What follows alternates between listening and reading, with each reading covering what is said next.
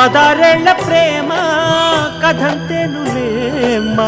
అదో కొత్త క్రేజీ హంగామా పొద్దు పోదు ముద్దైన ముట్ట నీదు నిద్రైన పట్ట నీదు నా వల్ల కాదు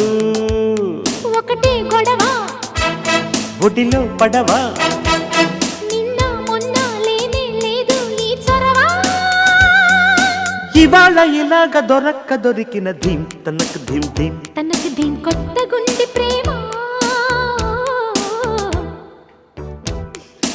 ఈ అనుభవం మత్తుగుంది భామా ఈనాడే